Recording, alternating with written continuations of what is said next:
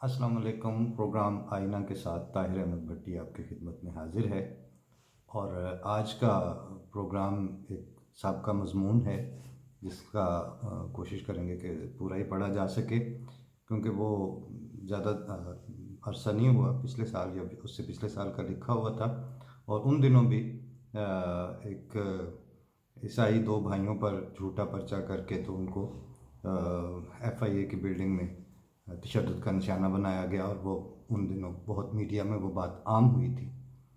और अब ताज़ा तरीन फिर ये कि पाकिस्तान में एक चर्च गिरा दिया गया। सोशल मीडिया पर एक मुहज़्ज़ब ईसाई खातून इंतहाई दुख के साथ ईसाइयों के हुकूक़ की बदतरीन पामाली का नुहा कर रही थी। हिंदू अक़लियत के लिए अपनी नोयत के अलग गैर इंसानी मज़ालिम हैं और कल्चरल इस्लाम के ठेकेदार इधर उधर के ममालिक में मुसलमानों के हुकूक का ढोल पीट रहे हैं। ऐसे दोगलेपन से कभी भी किसी को मंजिल नहीं मिली और रियासत के साथ अहले इख्तियार की जिम्मेदारी है कि वो अपना किरदार अदा करें और संगो खिश्त को बांधने की बजाय कुत्तों को बांधें। ये सख्त अल्फाज कुत्तों वाले मेरे नहीं, फैज़ अहमद फैज़ का मिसरा है कि संगो खिश्त मुक़य्यद हैं और सग आज़ाद। तो जब ये माहौल हो तो उस वक्त रियासत को और लॉ एंड ऑर्डर के नफाज को यकीनी बनाने वाले जो इदारे हैं उनका काम होता है कि वो आगे आएँ और अपना किरदार अदा करें। उस वक्त ये बातें पब्लिक पे छोड़ दी जाएं या अपनी अपनी पड़ जाए तो उसको फिर सेल्फ डिफेंस और सेल्फ जस्टिस कहते हैं।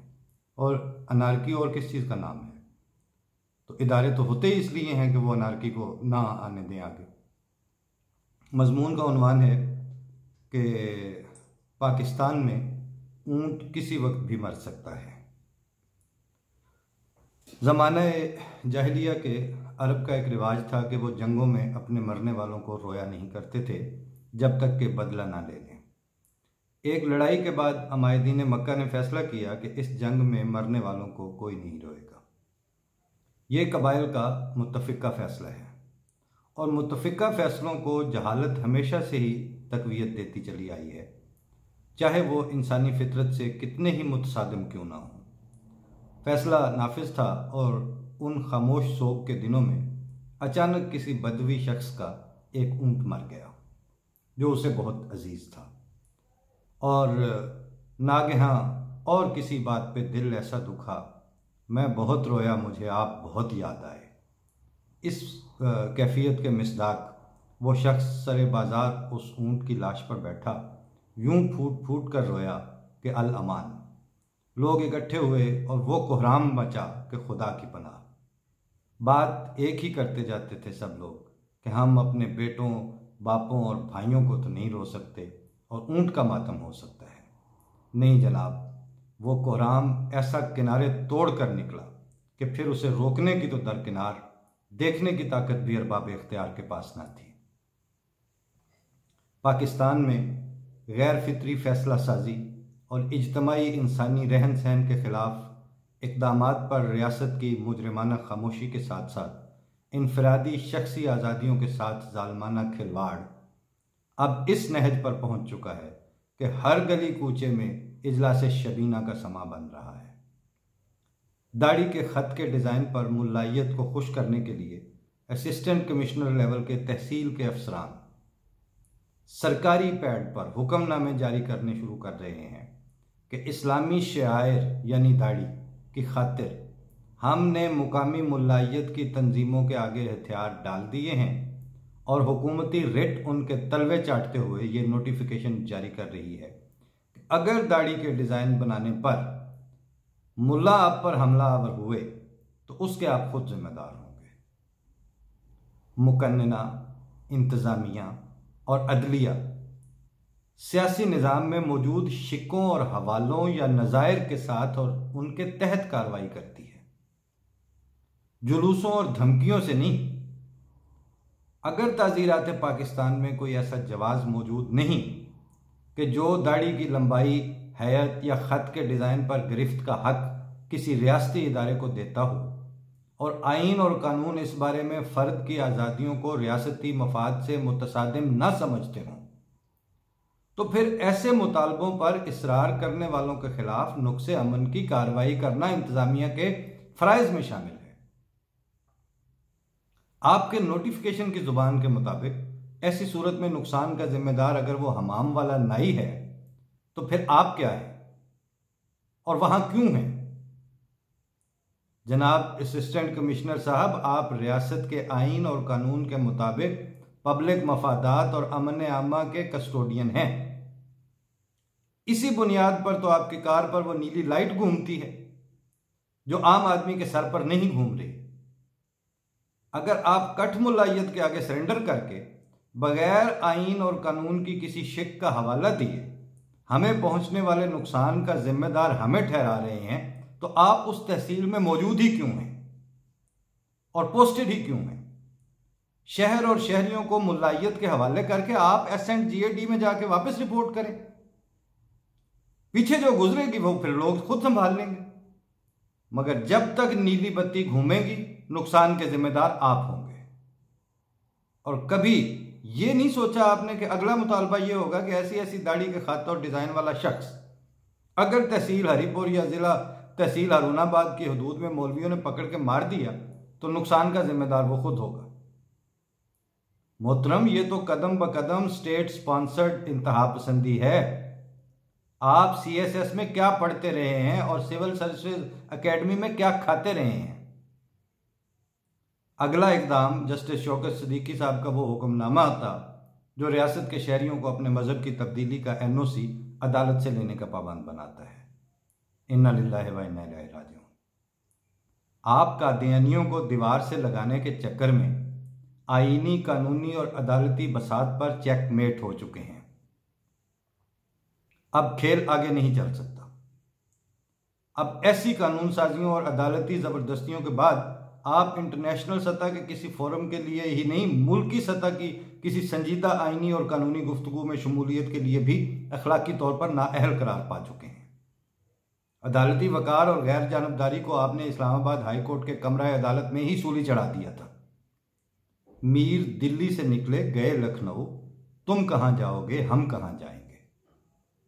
मैं बहुत दिलगीर होकर यह सोच रहा हूं कि अब अगर पाकिस्तान यही है तो Raza Rabbani, doctor Mehdi Hasan, doctor Mubashir Hasan, doctor Asghar Qadir और उनके भाई बिशारत कादिर, लाहौर के तारीखदान डॉक्टर मुबारक अली, कराची के डॉक्टर कासिम पीरजादा, हैदराबाद के जामी चांडियो और जुल्फ़कार अली हाले पोत्रो, लाड़काना से Yasir Junejo, civil services academy के फारिग तहसील फैज़ अली, कायद आज़म यूनिवर्सिटी के doctor Aqeel, doctor Pervez Hoodbhoy, doctor Nayyar और इनकी तरह सोचने वाले और मीडिया में से अदनान रहमत, यासिर लतीफ़ हमदानी, वुसअतुल्लाह खान या वजाहत मसूद किस्म के लोग अब कहाँ जाएंगे और कहाँ रहेंगे?